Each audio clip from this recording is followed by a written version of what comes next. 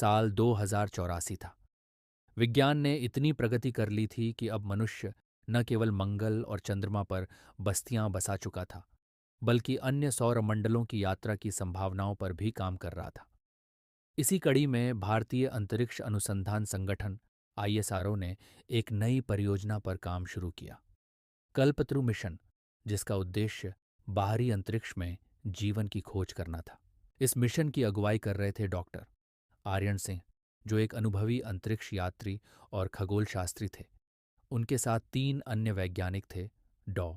सायली मेहता, जैविक वैज्ञानिक, captain Vikram Malhotra, engineer, और रोबोटिक विशेषज्ञ रोहन वर्मा। इन चारों को एक अनोखी और जोखिम भरी यात्रा पर भेजा जा रहा था, ग्लिसे 581 ग्रह की ओर, जो पृथ्वी से 20.3 प्रकाश वर्ष दूर था और जहां जीवन होने की संभावना जताई गई थी। स्पेसशिप संजीवनी पृथ्वी के बेंगलुरु स्पेस स्टेशन से उड़ान भरने को तैयार थी। ये कोई साधारण स्पेसशिप नहीं था, बल्कि एक अत्याधुनिक एआई नियंत्रित यान था, जिसे वीरा नामक कृत्रिम बुद्धिमत्ता एआई नियंत्रित कर रही थी। यात्रा लंबी होगी, लेकिन अगर सब कुछ योजना के अनुसार चला तो हम 4 वर्षों में ग्लिसे 581 तक पहुंच सकते हैं, आर्यन ने अपनी टीम को समझाया। और वापसी? साइली ने पूछा। अगर हमें कोई नई ऊर्जा स्रोत प्रणाली मिलती है तो हम जल्दी लौट सकते हैं, वरना यह यात्रा एक तरफा हो सकती है। इस पर कुछ पल के लिए सन्नाटा छा गया। ये मिशन जितना रोमांचक था, उतना ही खतरनाक भी। लेकिन हर वैज्ञानिक में एक खोजी आत्मा होती है, जो जोखिम लेने को तैयार रहती है। यात्रा सुचारू रूप से चल रही थी। स्पेसशिप तेजी से प्रकाश की 50% गति से आगे बढ़ रही थी। लेकिन 5वें महीने में अचानक एक रहस्यमयी घटना घटी। रात के समय, अंतरिक्ष के समय अनुसार, वीरा ने अचानक चेतावनी दी। हमारे यान को एक अज्ञात ऊर्जा क्षेत्र पार करना पड़ रहा है। संभावित विकिरण खतरनाक हो सकता है। वीरा, क्या हुआ? आर्यन ने पूछा।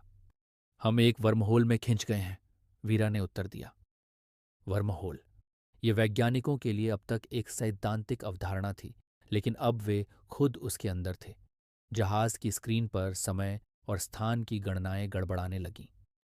कुछ ही पलों बाद जहाज स्थिर हुआ और स्क्रीन पर एक नया दृश्य उभरा। एक विशाल अजीब ग्रह उनकी आंखों के सामने था। यह कौन सा ग्रह है? विक्रम ने हैरानी से पूछा। वीरा ने विश्लेषण किया और उत्तर दिया। यह केपलर 442 बी ग्रह है। यह पृथ्वी से 1200 प्रकाश वर्ष दूर स्थित है। लेकिन हम तो ग्लिसे 581 सी जा रहे थे, रोहन ने कहा। सायली ने चिंतित होकर कहा। वर्महोल हमें समय और स्थान में किसी अनजान दिशा में फेंक सकता है।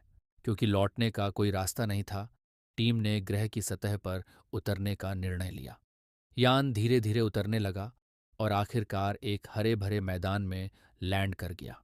जैसे ही टीम ने ग्रह पर कदम रखा, उन्हें महसूस हुआ कि वहां का वातावरण पृथ्वी से काफी मिलता जुलता था। ऑक्सीजन की मात्रा भी पर्याप्त थी। लेकिन तभी झाड़ियों के पीछे से अजीब आकार के जीव प्रकट हुए। वे लगभग 7 फीट लंबे, चमकीली नीली त्वचा वाले और बड़ी बड़ी आंखों वाले थे। उनके शरीर से एक हल्की रोशनी निकल रही थी। वे धीरे धीरे वैज्ञानिकों की ओर बढ़े। सायली ने आगे बढ़कर हाथ उठाया, ये दिखाने के लिए कि वे शांति चाहते हैं। अचानक उन जीवों में से एक ने टेलीपैथी के माध्यम से संपर्क किया। तुम पृथ्वी से आए हो? सब हैरान रह गए। ये जीव मानसिक संवाद कर सकते थे। आर्यन ने सिर हिलाया। एलियन ने कहा, हम तुम्हें देख रहे थे। तुम्हारी प्रजाति बहुत जिज्ञासु है। लेकिन क्या तुम तैयार हो? तैयार? किसके लिए? परिवर्तन के लिए। तुम्हारी प्रजाति अब अगली छलांग लगाने के कगार पर है। अगर तुम ज्ञान चाहते हो तो हम तुम्हारी मदद कर सकते हैं। सायली ने उत्सुकता से पूछा, कैसा ज्ञान?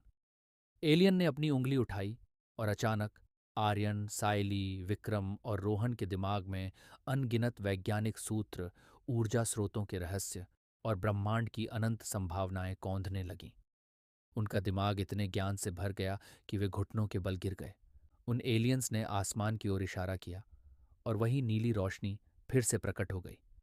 वीरा ने सूचना दी, वर्महोल फिर से खुल गया है। यह हमें वापस पृथ्वी के पास पहुंचा सकता है। टीम ने एक दूसरे को देखा। वे जानते थे कि उन्हें इस ज्ञान को मानवता तक पहुंचाना होगा। वे तेजी से यान में वापस लौटे। भविष्य का एक नया सवेरा कुछ ही क्षणों में वे फिर से वर्महोल में प्रवेश कर चुके थे। इस बार वे सीधे पृथ्वी के निकट कक्षा में प्रकट हुए। आईएसआरओ ने तुरंत उनसे संपर्क किया और उनकी वापसी का जश्न मनाया गया। लेकिन असली जश्न तब हुआ जब उन्होंने एलियंस से प्राप्त नई ऊर्जा तकनीक, अंतरिक्ष यात्रा के नए तरीके और ग्रहों के बीच संचार की अनूठी विधियां दुनिया के वैज्ञानिकों को सौंपीं। ये केवल एक यात्रा नहीं थी, ये मानव सभ्यता के अगले युग की शुरुआत थी। कल्पतरु मिशन सफल हुआ और मानवता अब अंतरिक्ष में नए संसारों को खोजने के लिए तैयार थी।